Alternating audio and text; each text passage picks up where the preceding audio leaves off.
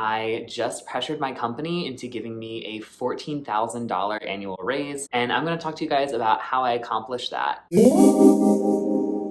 To kind of cut to the chase, the way that I was able to get a raise for my company was to get an offer from a different company, a competing company, and use that as leverage for not only a wage increase, but a few other bonus perks at my current job, as well as the ability to actually shape and structure my role in the next 6 months into something that I personally find very fulfilling. I feel like there's going to be a lot of questions in terms of like accessibility, like how could I do the same thing? How did you even get a call in the first place for a different role? What's your situation? Does this apply to me? So if you're asking any of those questions, I'm breaking this video down into 4 different parts. The first of which is, how did you get this call in the first place? Second part is, how did you get the offer? Third is, how did you bring this up to your current company and start negotiating? And then the last question is, how did you decide between the different offers and why did you decide to stay? Let's just fucking jump in. If you're new here, welcome. My name is Trey. I talk about personal finance stuff. Got my notes right here. So part 1, how did you get this call in the first place, Trey? Well, it's a mix of a bunch of different factors, but I will say the number one reason that I got this call in the first place was because I use LinkedIn. And I know that probably sounds like cringy or maybe even annoying. Honestly, true. I have a few LinkedIn hacks that I'm going to share with you guys. The first is, one, just constantly update. LinkedIn is a social media network. It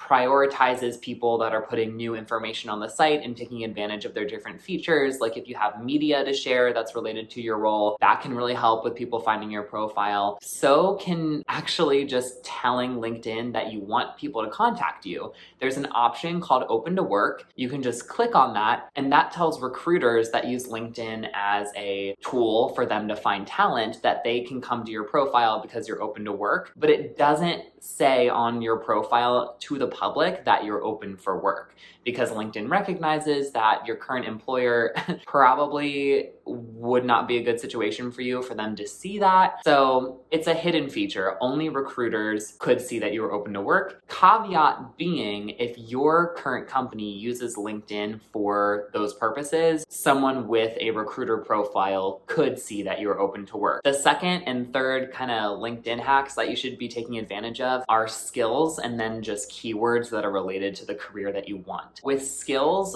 is also kind of a subsection on LinkedIn where you can pick, like for me, I do UX research, so a lot of the skills that I have there are UX research related. I have like statistical modeling on there as a skill. I have just UX research as a skill. I have interviewing as a skill on there because some parts of qualitative UX research involve moderated or unmoderated interviews. Just find whatever skills are associated with the job or career that you want and start listing them. LinkedIn also now has the feature to link skills to specific work experience. Y'all, even if your current experience isn't the career that you want, you can still show that you're building those skills in your current workplace by linking them to your current experience.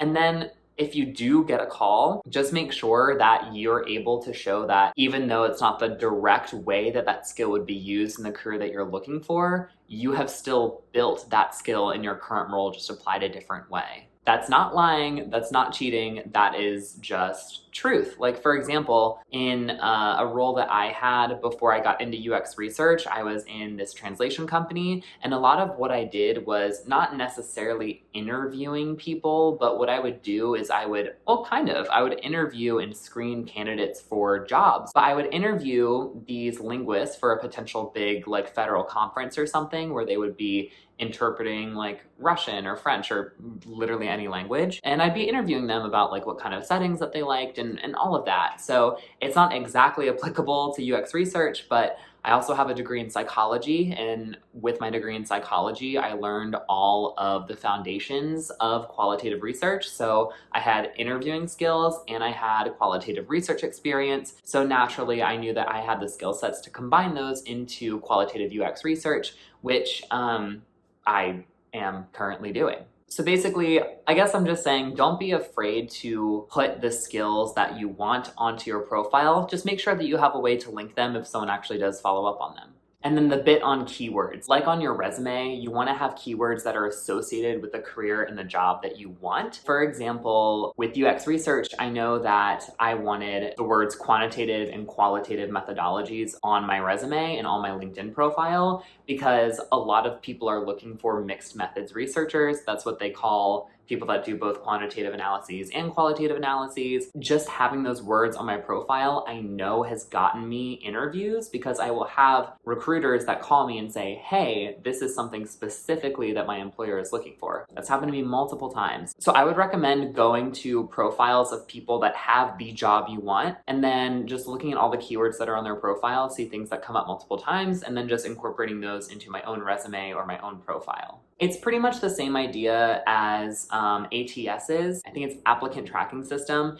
These are automated systems like AI that automatically scan people's resumes and handpick people out for employers to contact for job positions. That is a real thing. So it's essentially the same thing on LinkedIn. It's just now over a website instead of putting in your resume. So definitely, again, take advantage of keywords because that's just how shit works these days. You know, technology is crazy. It's crazy. And then I'm not gonna bullshit you guys. I'm in a high demand field. So that's why I'm getting a lot of calls too. Like I know that UX research, first of all, is a new field. So not a lot of people have a ton of experience. So the pool is actually probably already a little bit smaller than a lot of other fields. But the concept of like user experience is kind of a new thing. So it definitely helps me out that there's probably a smaller pool to pick from and it's such a niche thing that's in high demand. Like I do have all of those factors working for me. Again, if you don't have all of those things working for you, you can still take advantage of these systems. I just don't know, obviously, what the frequency of people going to be reaching out is. I'm just kind of sharing my story.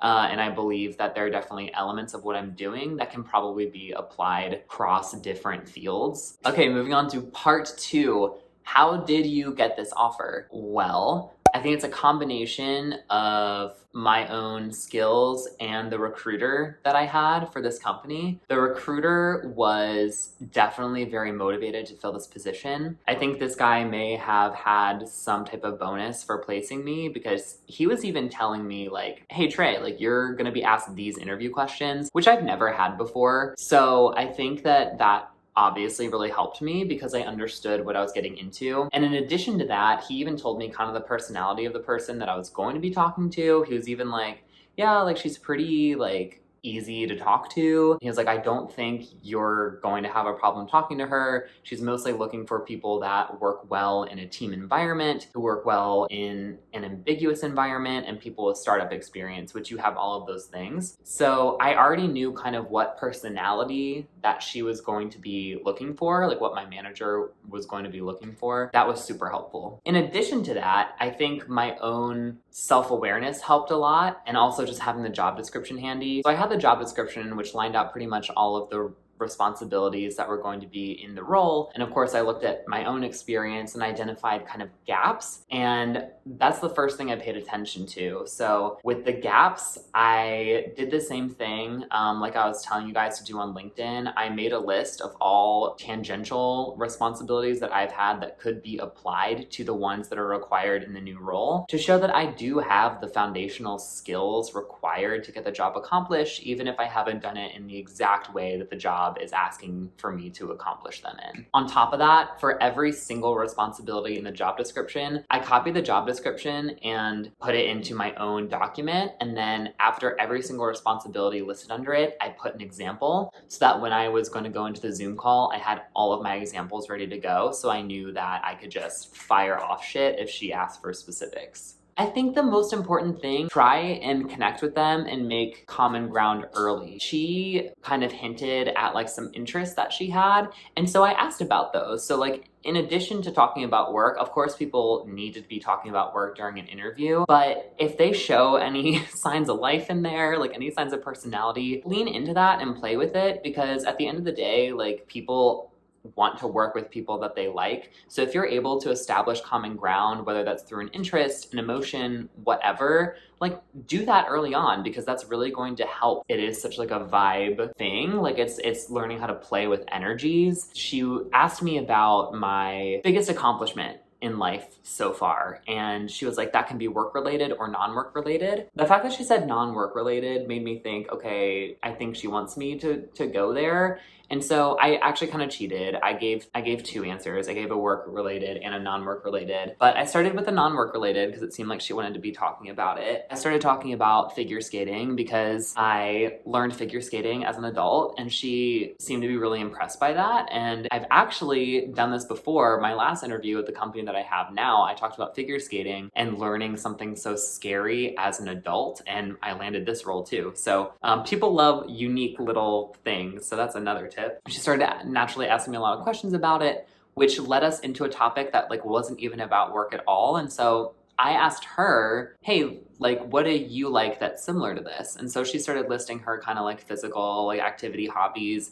And then we got into horror movies somehow. She asked me, she was like, oh, I didn't even think you'd say something as intense as figure skating. I thought we were going to start talking about TV and movies. And so then I was like, oh yeah, like I'm kind of a big horror fan. And she was like, oh my God, me too. And so we started kind of vibing off that. I think bottom line is just people are people. And if you have common interests, try to establish that, even if they're not giving that, like try to show a little bit of personality, because people want to work with people that they like at the end of the day. Okay, cool. So interview went really well. Offer came through. It's a great offer. Now what? How did you bring this up to your current company to get a counter offer, Trey? It was actually pretty easy because I already had a really good relationship with my manager. I feel like I keep talking about people skills in this video, but it truly is the secret to like everything in life, because we're social creatures and we always want to connect with people. I already had a really good relationship with my manager, and she told me, hey, if you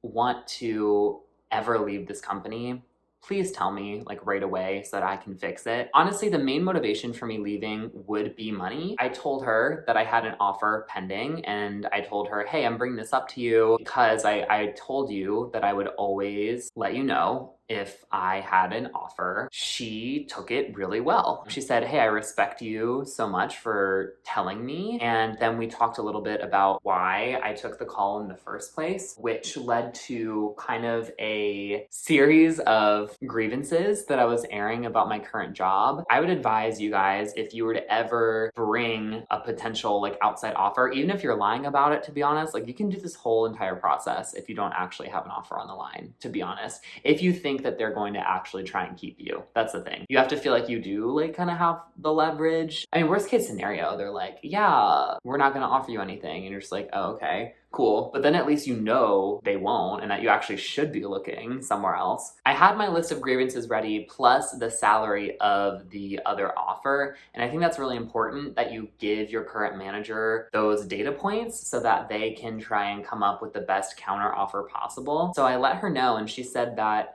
she's going to do the best that she could to keep me. And so after that started this process of her talking to her manager about it. And then they were able to come up with an offer that they presented to me within one day. And then I was able to think it over. I did ask if they could match the salary, but they told me pretty quickly that they wouldn't be able to match the salary that was offered by the other company, but that they could come kind of close with a total compensation model. So what they presented to me was a $10,000 base salary raise. If you've watched my other videos, you know that I make $75,000. So I got this offer, this counter offer from my current company for a starting salary of $85,000 with a bonus of $10,000, which I've already had, but that brings my total comp up to $95,000, which is amazing. And in addition to that, they decided to actually make me an owner of the company by giving me stock, which is crazy. I've never had equity in a company ever that I've worked at. It's like less than 1%. But what's really cool about it is that every quarter I get essentially like dividends because I'm holding this stock. And so I'm going to be getting, right now, the valuation is probably like between $1,000 to $2,000. So every single quarter I'm going to be paid out between 1 and 2 grand. If you do the math, turns out to be like around 4.5K for the year. So that's how I got that 14K number. The increase in the initial salary and then the 4.5K that they're giving me through the stock payouts brings me to like $14,500 more than what I was making, which brings my total compensation to a little over $99,000 a year. The competing offer was for $105,000 a year, so a less than $6,000 increase. So it was a very competitive offer. And then the last question is, how did I make the decision to stay? That comes down to just a few things. Is $6,000 a year worth the risk of starting at a new company, getting into a completely new system, doing all the people work of building relationships from the bottom up? Like that is a thing. It can take a year, it can take multiple years to form good relationships with people. You know, something to take consideration of. I've also never worked at a huge company. The company that gave me an offer was a big like Fortune 50 company, and I've never worked in that type of environment. I know there's a lot of red tape. I know it's dehumanized because everyone's kind of just a cog in this big machine. Whereas right now I work in a startup environment where I have a lot of agency over what I do. And I think it's awesome that my current company was willing to not only give me this raise, but say, hey, we're gonna work with you to make sure that you are doing the work that you wanna do and that you're fulfilled. You know, you would never get that. You would never get that at a big Fortune 50 company unless you were really, really high up in the ranks. And of course, it's always harder to get higher up in the ranks when you're at a huge company. So I just decided that $6,000 wasn't worth the cut for all of that emotional labor that would pour into the new job, in addition to just, you know, actual mental labor of learning new systems, learning a new workflow, all of that jazz. So that's how I came to my conclusion. But yeah, that's pretty much the entire process. It's crazy that I was making $37,000 a year when I started my debt-free journey, and now I am debt-free. Not only that, I have more than doubled my income officially, $99,000 a year. I never thought I would get here. I never thought I would get to like the 6-figure mark. I know I'm technically just a smidge under it, but I never ever thought that I would get here so quickly. I literally just made a video like a couple days ago, so you can check that out about why I stopped making finance videos. But I made this video of I want to get my base salary to $100,000 by the time I'm 30, and I just did a major fucking slash at that and went from 75,000 to 85,000 within the course of a couple days of making that video. Insane to me. I'm only $15,000 away from that, and I can definitely get that by the time I'm 30. So I'm just so excited about the trajectory of my career, of my salary, of pretty much like everything. I'm super excited about that. And I'm super excited to make my budget. Like, I get to make my budget now based off of $85,000 a year, plus like, I mean, really $99,000 a year. So I'm just happy, y'all. I'm fucking happy. I hope this was helpful to you. I know that it's really going to apply to a small percentage of the population that have good managers already, that have high in demand jobs, that have good people skills. Like, all of this shit I know does not apply to most people, and that's not a brag. That is me just trying to be self-aware of the content that I'm creating. That being said, I'm hopeful that I have showed you guys like some initial steps that you can take to put yourselves in a similar situation where you can fucking girl boss this shit and be like, actually, yeah, like I have many offers coming in at me. I have many offers that are coming at me that show that I'm worth more than what you're currently paying me. And having your current company be like, okay, like, let's fucking shower you in dough. Like, it feels so validating and so good. I mean, it does come with the question of, why didn't you value me at this in the first place? It's still so nice to be able to pressure, like, the people that essentially like give you the ability to live, to give you more resources. I really hope that you guys are able to employ some of these and get huge fucking raises yourselves. If you're able to employ these tactics, let me know below. If there's anything you want to know more about, please let me know below. And as always, just thank you for joining. It's really lovely to be able to just kind of spew my thoughts on the internet and then have real, people be commenting and spreading so much love. It's such a positive community. Thank you so much, and I will talk to you soon. Bye.